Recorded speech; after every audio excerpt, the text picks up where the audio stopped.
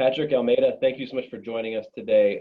We know you're super busy, but we're really happy that you could be here with us. I guess I just wanted to start by asking how y'all are doing in the midst of the pandemic, how your teaching's going, how your work's going. Just give us the rundown of what's going on in your lives right now. Almeda, we'll start with you. Well, life is good. I mean, as much as we can consider, given that we're in a global pandemic, I have to keep telling myself the same way I tell my student that this is not normal. And so every day that we are here, I am grateful. Every day that I am alive, grateful. And so just been trying to practice that as an art of gratitude and just being mindful of the lives that have been lost and things that are going on that way. So just also grateful to you guys and the fact that we were able to get together and pivot in a new format, even though we cannot be together in person. So so thanks, Ben, for hosting us this way. And I'm actually doing really well. I am grateful for the time, as stressful as it is, with the triple pandemic, with stuff going on with COVID, racial injustice in the country and in the world, and global devastation, planetary devastation due to climate change. I'm actually really grateful that I get to connect virtually with so many people in ways that, like I get to connect with both of you in this moment that might not have happened otherwise. So I'm looking forward to this conversation. Primarily because of that, because we get to connect with folks who we might not otherwise have connected with in regular times. Awesome. Thanks so much for that. Yeah, we're really glad that you all could join us here. So I want to start off too by asking, for those of us in the audience who may not be familiar with y'all's work and who you are, could you tell us a little bit about your background, sort of your story, maybe where you went to school, sort of what you're focusing on now, how you find yourself, how you locate yourself vocationally. Just tell us about yourselves for those of us who might not be familiar with your work. Almeda, we'll start with you. So now, of course, Ben is asking for my story. I'm going to have to give you the Cliff Notes version so I don't age myself fully. But at my core, I am a small town country girl. I'm from Big Island, Virginia.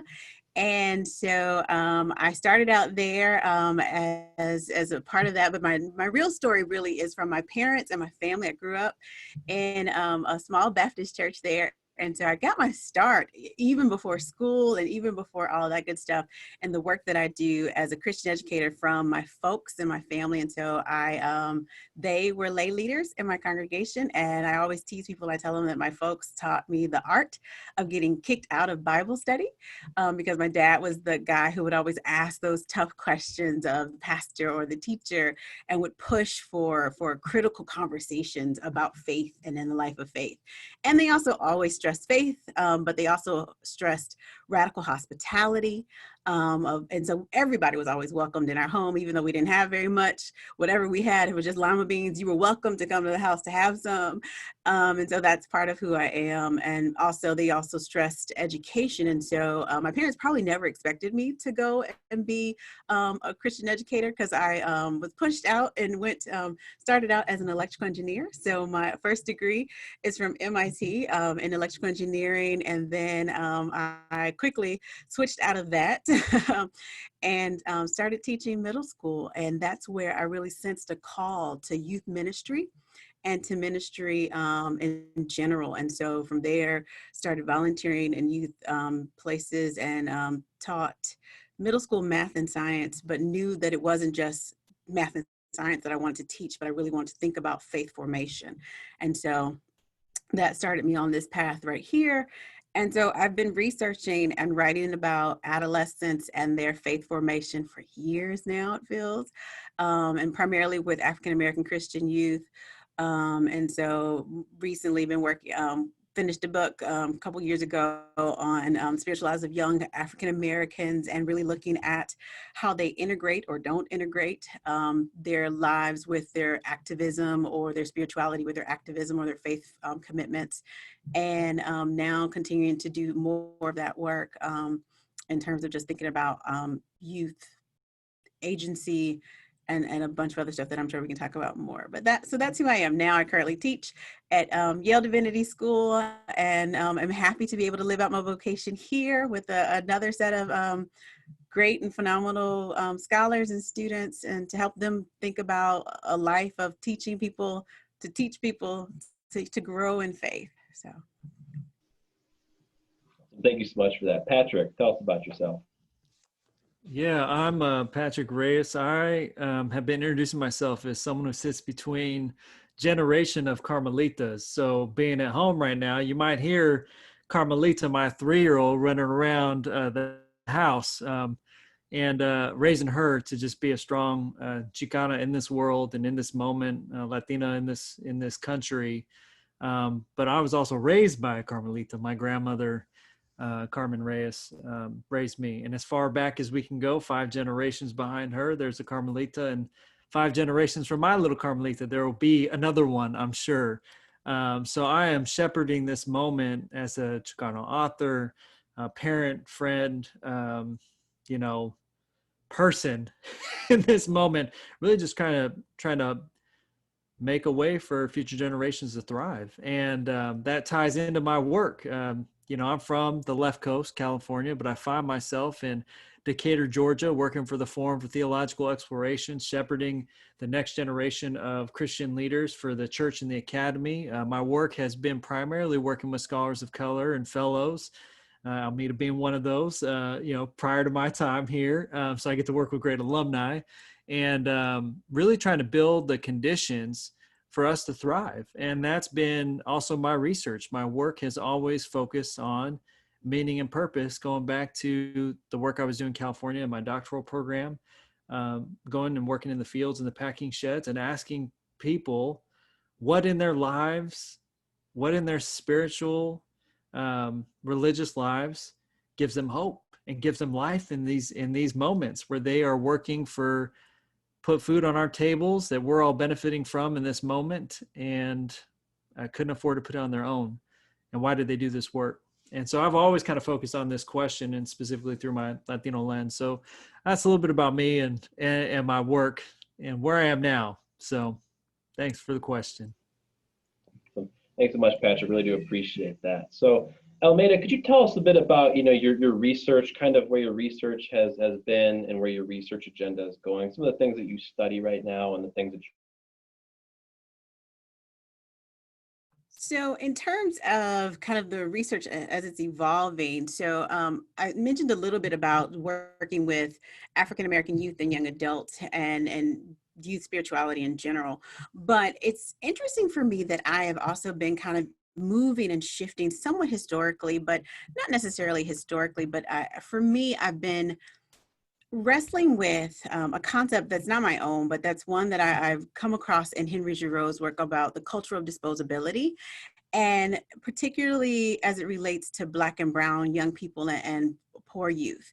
And Giroir's concept with the culture of disposability, and the way I've been kind of trying to wrestle with it, is this idea that in the US in particular, we have created a culture in which young people are seen as, or many young people are seen as, not actually contributing to or worthy or worthwhile or worth investing in, and therefore their lives are disposable or not treated as if they matter.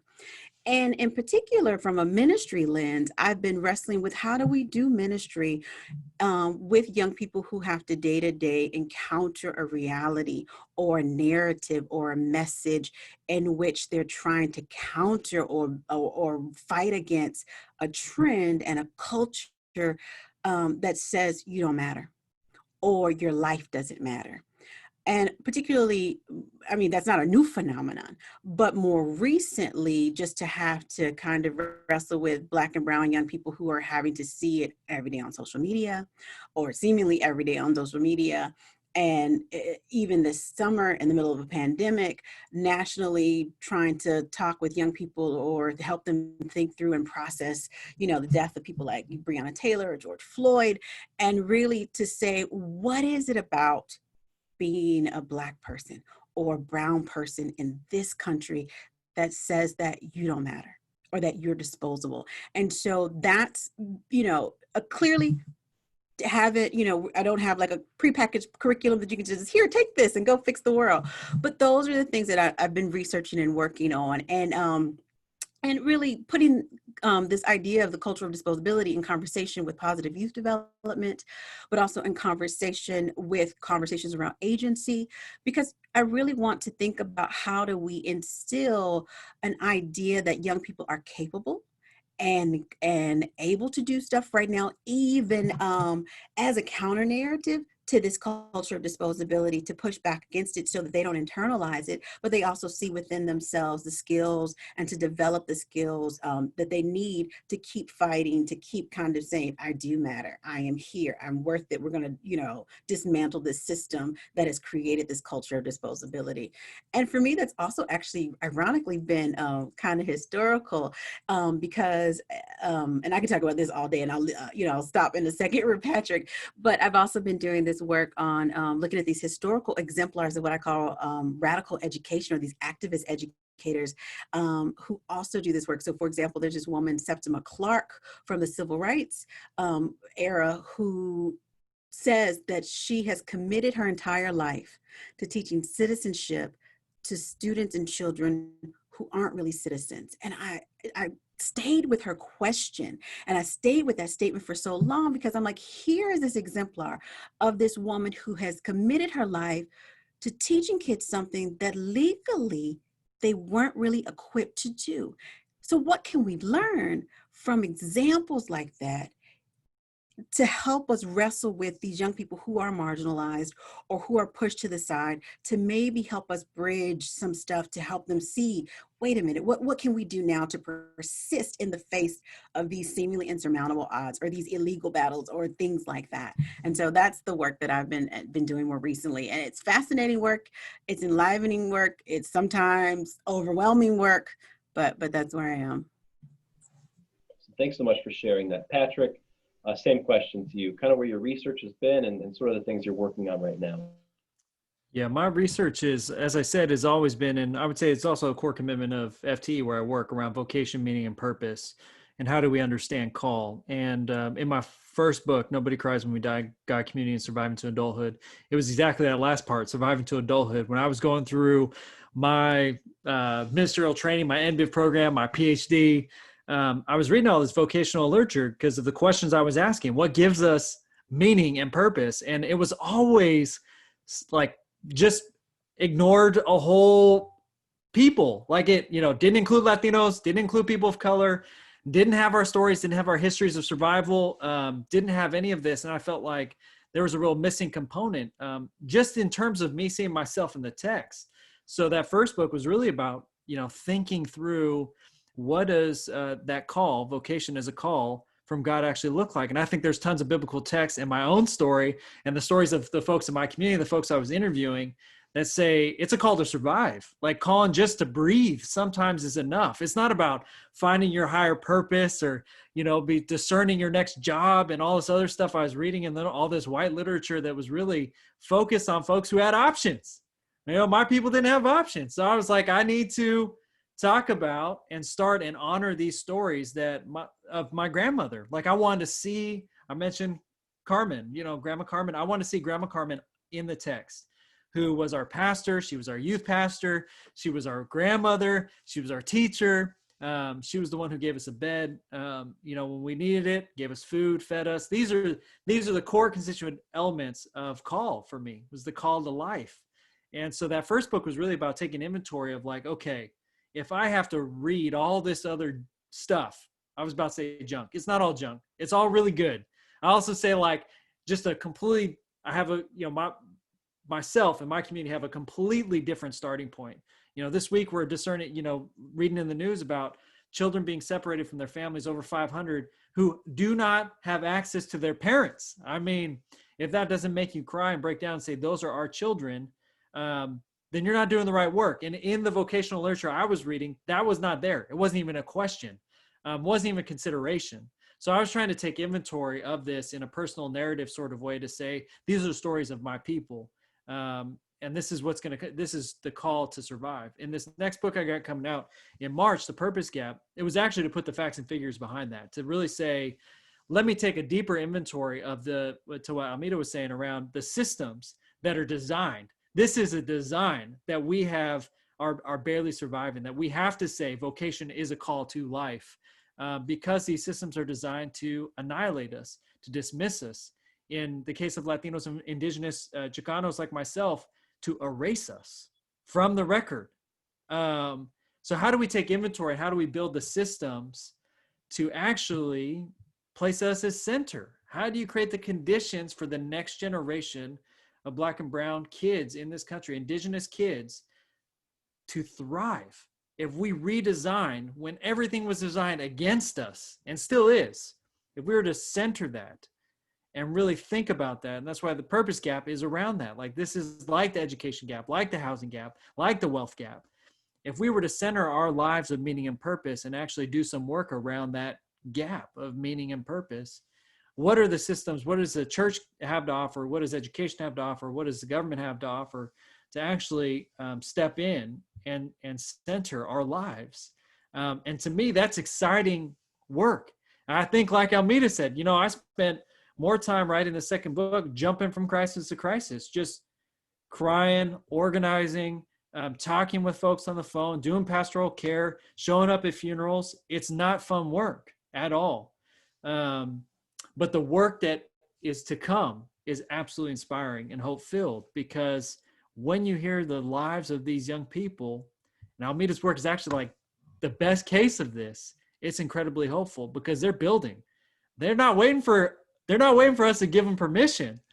They're building a future that I want to live into. And that's what it gets me really excited about what's coming next for the work and the research I've been doing. Awesome. Thank you both for sharing that stuff. It's really, really good stuff. Glad to hear some of the beautiful things that you are working on. So along those lines then, I want to ask the first of a couple questions related to the field of youth ministry. So when you survey kind of the landscape of youth ministry or even youth ministry scholarship, what would you say concerns you, but also what might excite you about youth ministry and youth ministry scholarship, sort of where we're at as a field? And I'll turn it over to whichever one of you wants to take that first. Do you want me on my happy day or my most bleak day? So, Little both. So at the happiest, well, actually, let's start where normally I start. On the bleakest day, when I look at youth ministry scholarship, I am depressed because I'm like, do we need one more thing for suburbia? Do we need one more piece of literature that is for a niche pull-out group that doesn't look like my demographic, that doesn't think about multiculturalism in any kind of robust way, that may not actually teach you anything about who, like, I understand, like, a radical liberationist Jesus to be. And so part of it, like, I get a little kind of, not depressed. That's probably not the right word. The right word is probably angered, and I got some colorful words that I would use if we were not online, to really think about maybe the nature of the commercialization of a lot of the youth ministry literature that's out there, and the fact that it's big business to try to sell, churches and youth leaders who are often, we really are like strapped for time, and they're like, what's the newest and the flashiest thing that can be put out there? And so part of me gets a little snappy there when I see some of that. And so, so that's one side of it. But on the other side, I think when I look at some of the actual programming and some of the actual places where I see people who are really committed to young people doing work, or when I actually stop looking at the quote unquote traditional pull-out youth ministries, but then start to look at the places and the exemplars of folks who would not necessarily be your first glance for youth ministry scholarship, like spoken word artists who I interview and do some stuff with, or like street artists or different folks who I see as better examples or more recent examples of folks who are thinking about or might be doing these creative intersections of what's happening in youth ministry. Then I get really jazzed. Then I get really excited because I'm now beginning to see opportunities for innovation. and opportunities for us to begin to say, this is something that's going to push ministry with and for young people, both at the margins and at the centers, you know, to a whole new level, and force us to have questions, or empower us to have some of these kind of, like, you know, crazy questions about, what does faith look like now? And where's Jesus in this crisis, or in this moment, or how are we going to live in ways that really reflect the kingdom, or the kingdom of God here and now? And so then I get really excited.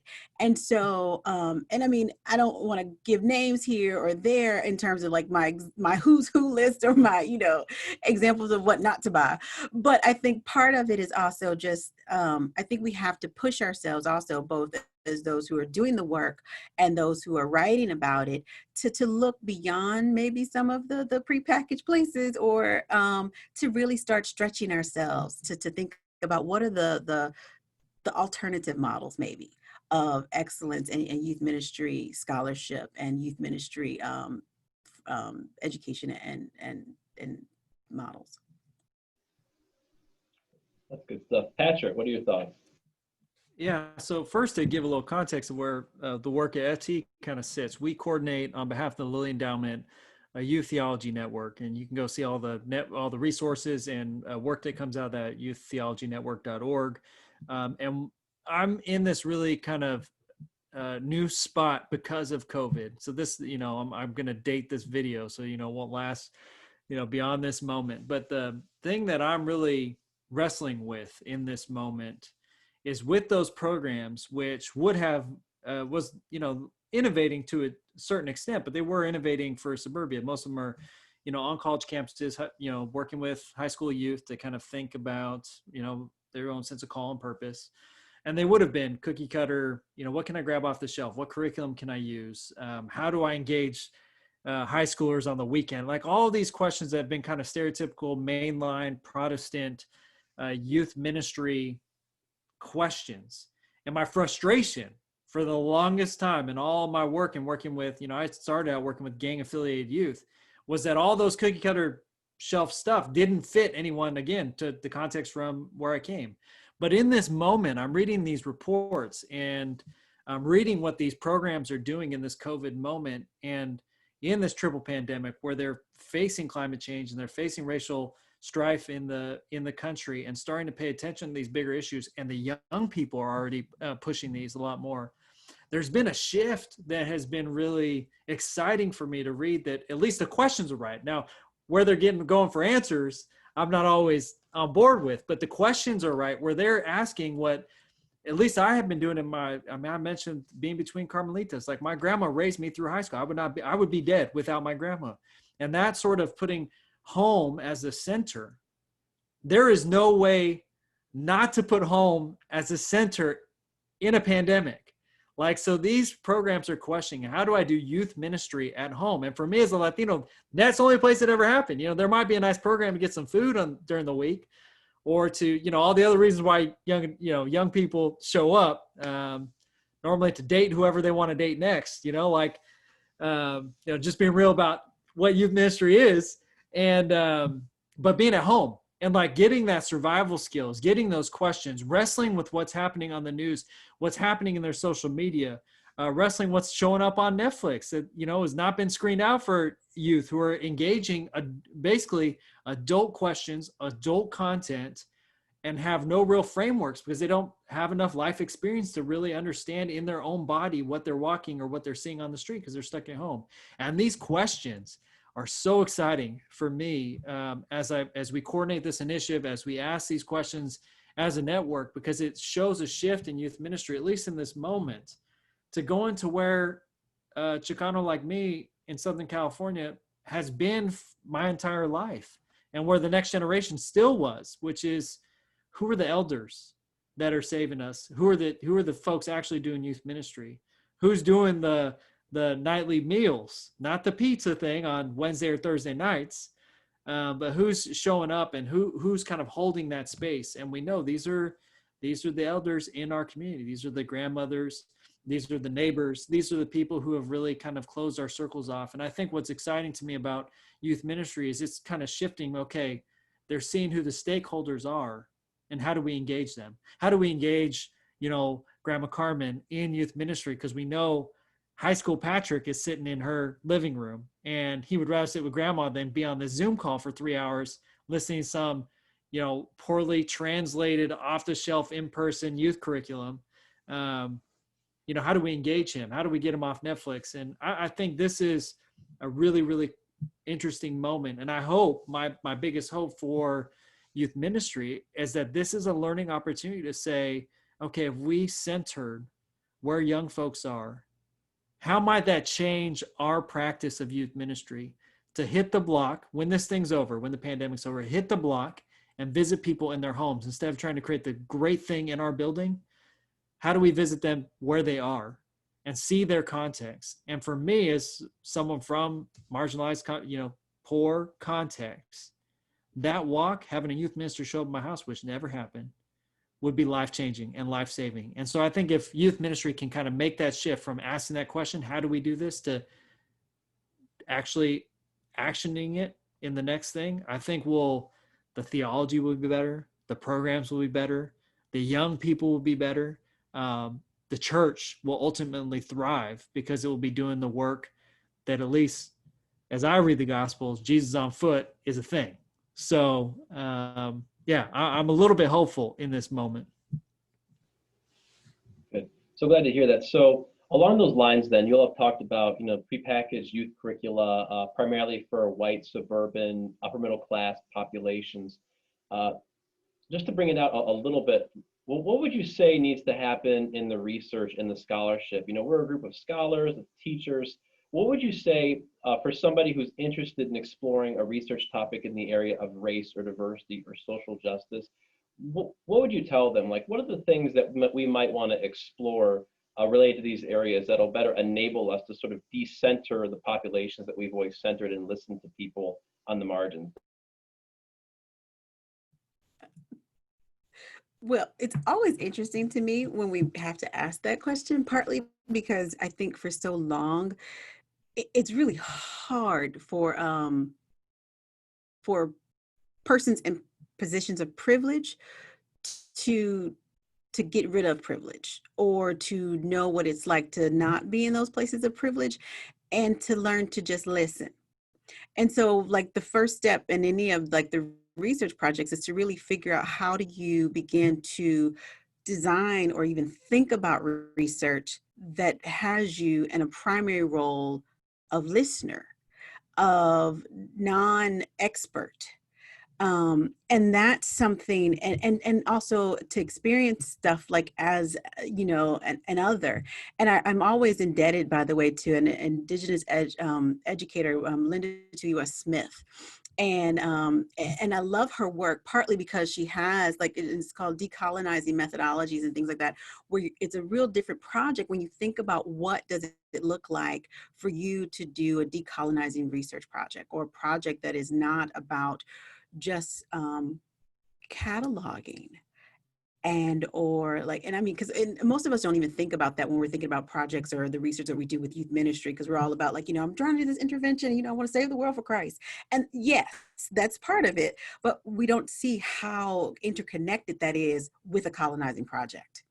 Or even how interconnected that is with, like, just simple things like naming all the flora and fauna means that you control the flora and fauna, or naming all the people and creating language, or discerning what the issue is, or naming this is the problem or this is the fix.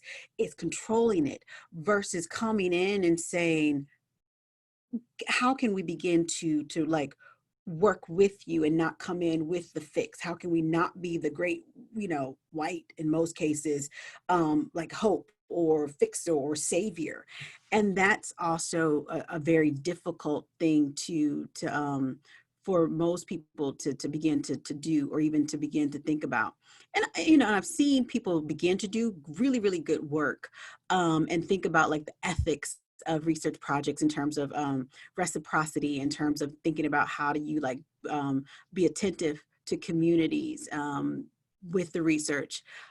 But most of it doesn't ever go far enough in terms of coming back to communities, or doesn't ever start in the place of really allowing communities, marginalized communities, to really drive the research agenda, or even ask the question of, do you want to be researched or not? Like, what's at stake in this for you?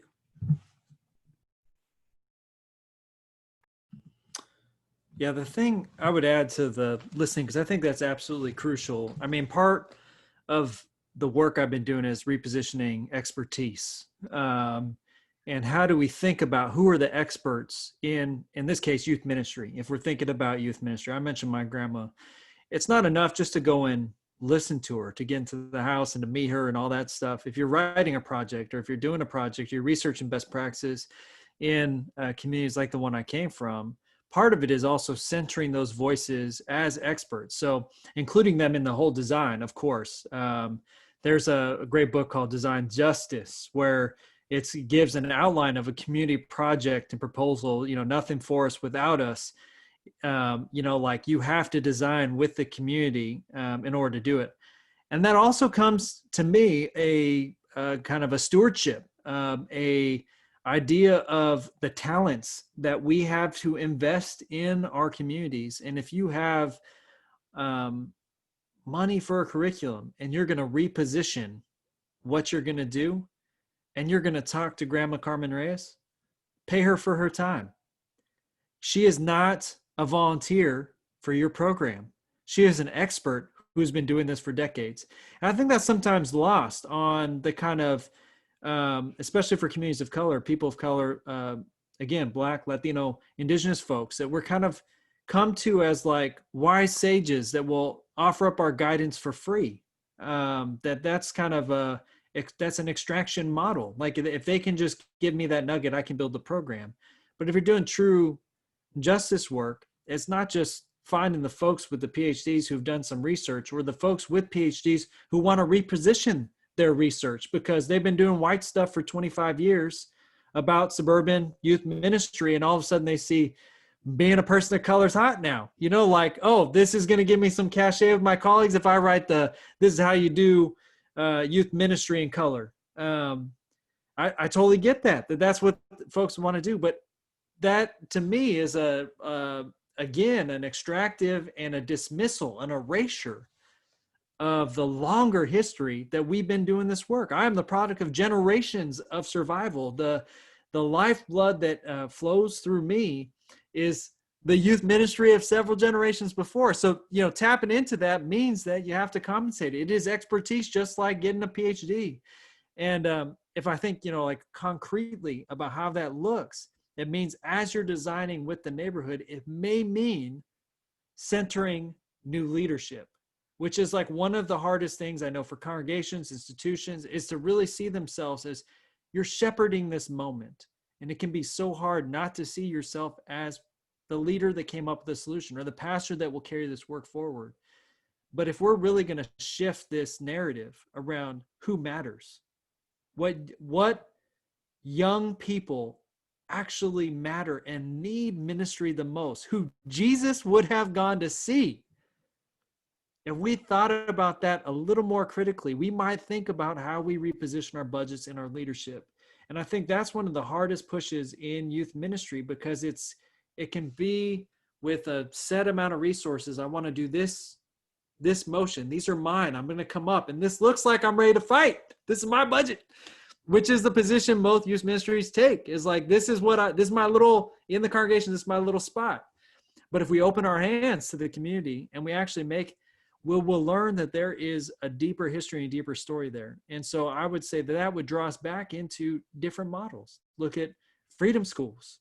Not right now, not the new solution that came up right now. That's been going on since the Freedom Summer. Like, go back to the 60s. If you're talking about Indigenous folks, how many different like practices we have on this land for surviving these moments. And for me, that is all collective wisdom, that if your congregation finds yourself in the midst of, that paying for that new expertise means that you're going to recenter a different type of education, a different type of formation, a different type of spirituality that still fits within your congregation, still fits within your neighborhood. But it's something that needs to be compensated for, because just as, as I tell many of my colleagues who come into some of FT's work in our scholarship side that are not people of color, you don't have expertise here. Like, you don't. You've been missing out. And my people do. We've been here for a minute. So to Almeda's point, it's time to listen, and not just listen and to extract and build your own thing. Compensate for the knowledge, because you better be sure we had to buy your books. We had to read them. I had to spend 10 years getting an MDiv, an MA, and a PhD just to stand on these 2 feet, and that was not free. And so if you're going to come to my community and take our expertise and want to take our lessons on how to do ministry, how to work with young people and do rites of passage and help them move, pay for that education.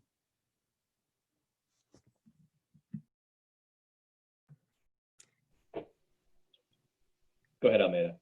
Well, and I mean, and I'm so echoing what Patrick is saying, and it's not even just pay for the education in the sense of like a one-time thing, but to constantly, like I teach, by the way, here, a course on radical pedagogy, and just this week we've been looking at charter schools, which is a hot button topic.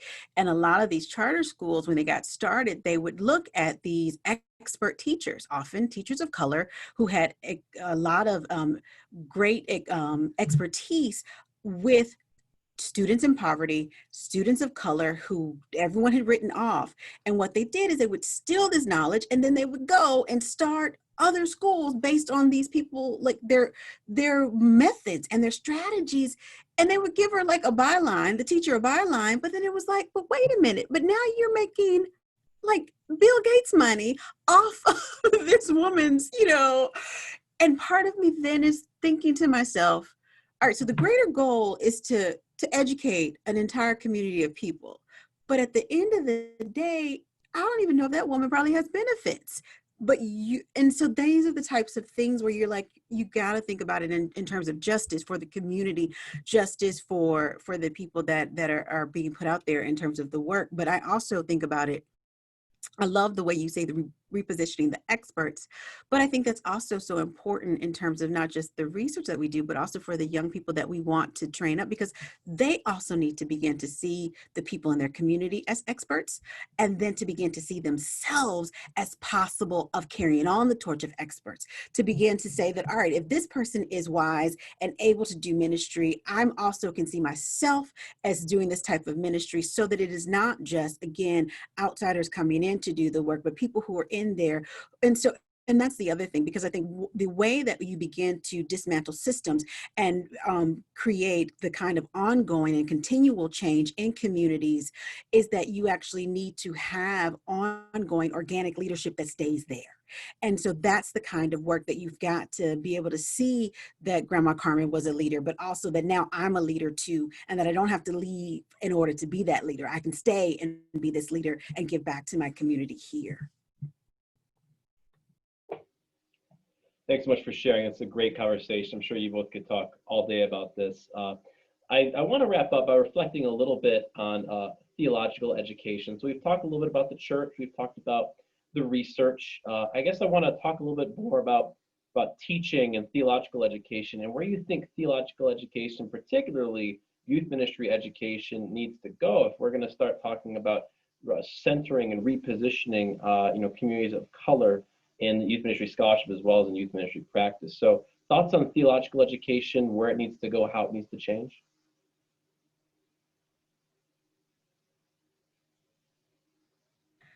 Patrick, you're supposed to take this one first, because you know my answer is to blow it up and start all over again. You know that this is always my answer. Patrick was supposed to save me here. But no, in all honesty, I feel really excited to both have been trained at Emory, where we had the Youth Theological Initiative, where we were thinking about youth ministry and its connection to theological education, and having some rich conversations there and taking it seriously. And so I had models of really thinking about like the interconnection between theology and youth ministry, and even training young people to do theology well. And so that's, for me, is a great model. And then I came and started doing work here at Yale, and we have a youth ministry initiative, and it's been, resourced well to continue thinking about conversations around, what might theological education look like, and how should we take seriously this. But honestly, the program here at Yale started because of a lack of true rigorous investment in most theological spaces into youth ministry education. And part of it is because here currently, and I can talk about it because I'm here, if you look at our curriculum, if I were to go on leave today, you might not have anybody else teaching anything that had anything to do with youth ministry in any real and consistent way. And part of that is because the way our curriculum is set up in theological education is that you can get an MDiv or an MA or something else and not actually have to take youth and young adults seriously at all. You don't have to think about them as part of the body of Christ. You don't have to think about their lives. You don't have to see them as humans, as part of anything that we have to think about in terms of doing ministry with. And so that, honestly, for me, is not something that I think is something we should be proud of. It's honestly, and for me, when I think about redoing or rethinking the curriculum, yes, there's conversations around should we have a whole separate track for youth ministry? Should we have pastoral care with youth? Should we have this for youth? Should we have this? Maybe, but I think there's also a way in which we need to really recenter the way that we are attentive to communities and to lives and to the whole family and the whole person, such that when we do theological education, we're not just out here able to kind of come and get particular skill sets without actually thinking about what might this look like for us to do practices or to do ministry in a context in which I'm going to have everyone involved. I'm going to have young people who may or may not be in the congregation. They might be on the fringes of it, who may or may have a grandma, or whatever it might be, and to really have to think about it in that holistic kind of way.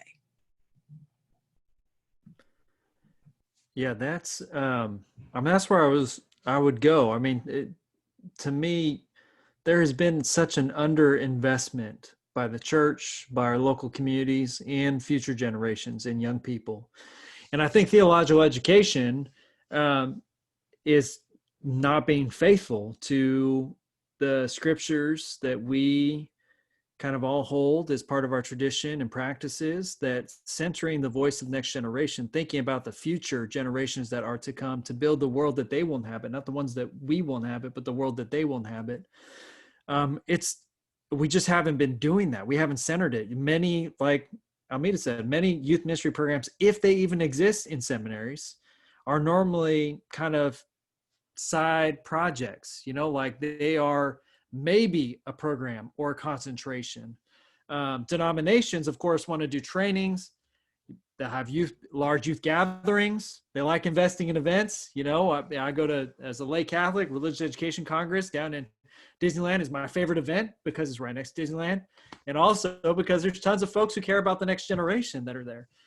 So I really think about this in terms of how do we reinvest. The Youth Theology Network is one of those reinvestments. And how do we say youth are not the church that will be or someday or future? They're the church now. We're looking at the church now. And if we can recenter those voices, and like Almeda said, bring them in and invest in their future and in their communities and say, you are the church. This is yours. It's not mine. I'm still relatively young and I know it's not mine. I'm already building the world towards my children. I want to see them thrive. If we can reposition, I think, AYME, organizations like Religious Education Association, folks that really are focusing on future generations have always been marginal. And if we can claim center and say this work that we're up to, which is about centering the future of the church, the future of the planet, the future of ministry, the future of the church, is actually the core work that we should all be engaged in. Even the head, if you're studying to be a pulpit pastor and all you plan on doing is preaching on Sunday, if that even exists anymore. But even if that's your vocational goal, if you're not thinking about how you're preaching to children, kids are watching. And I think about in this moment that we're in, I was talking with a good colleague, Greg Ellison, whose Fearless Dialogues is, really, and his Cut Deb is Still Alive, focused on African-American young men.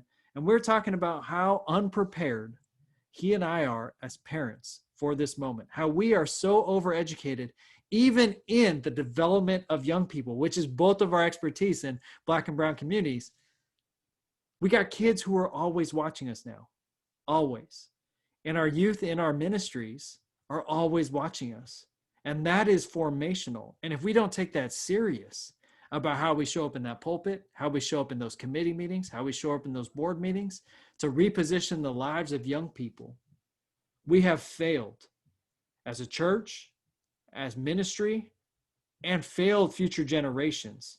So to go back to my introduction, so that Carmelita that has yet to be born, that's 5 generations down, will be impacted. She may not know my name, but she will be impacted by the way that we have repositioned young people as center, because she'll be the beneficiary of 5 generations of love.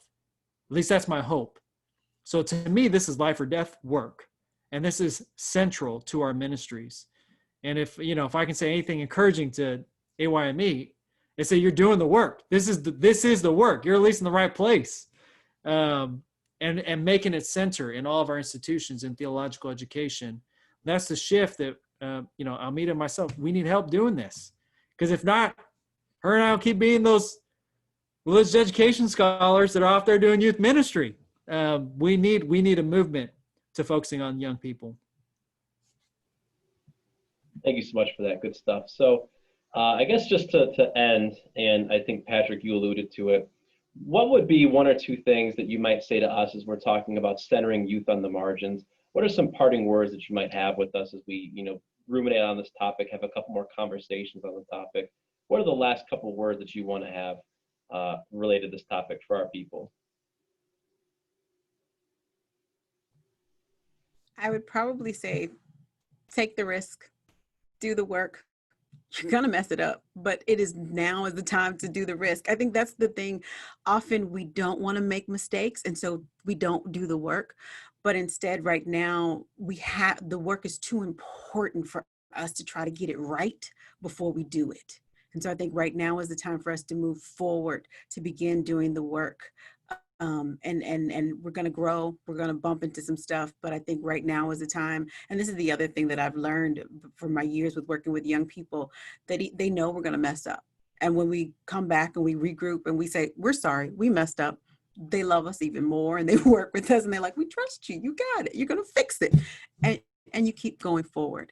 And I think this is the time for us to really kind of to move forward and trying to have those tough conversations, the uncomfortable conversations, and then to really also recognize how to move ourselves out of the places where it's only about our feelings or our comfort zones, to really make it, again, about recentering young people to the places, because their lives depend on it. And honestly, our lives depend on it. And so that would be my 1 word of encouragement. Yeah, the only thing I have to add to that, because that's spot on, is this movement that we're trying to make towards young people, to focusing on them, for those of us who are in our adult lives. I say in my books, los inocentes, these are innocents, these are children, these are youth, young people. They are all our kids from any walk of life. And if we don't center them, specifically for me, children of color, even if you're in the dominant group, if you don't start thinking about this, it causes that sense of meaning and purpose for young Latinos, young Black students, young Indigenous kids, a sense of less than, that they are somehow not worthy. And that's not the gospel. That's not the God I believe in. We are center. And I think that what's also happening in this moment is those kids from dominant culture are going to hold us accountable, like Almeda said. And I would say, even as a leader, I wouldn't want to injure those kids, cause a moral injury to them, where they're looking back at generations saying, how did we not do something about those kids in cages? Those Black and brown kids that we locked up, that we separated at the border, the young African-American, the 1 in 5 in California, where I'm from, they get locked up before 18, 1 in 4 nationally. How did we not do anything about that? How did you not take that serious? Because those are my friends, grandma, grandpa. Like, these are generational turnover where this generation that's right now that are children are going to hold us accountable for what we do in this moment. And so my encouragement is to see all those kids as our own, as youth. These are the future that we're protecting collaboratively for this world, and to do good work in the world, and to see us as the work that we're working on, the most marginalized of that group. If we center them, we will have modeled for every child, how do we do the work of ministry and create the conditions for all people to thrive? And they will thank us, and they will see it, and they will do likewise. And so that's kind of my hope for AYME, for anyone working with children. Patrick, Almeda, thank you so much for that. We're so blessed to have you all here with us. Looking forward to our conversations next year. And we're looking forward to the books that are going to be coming out here pretty soon and following your work. So thanks so much. And we look forward to keeping the conversation going. God bless.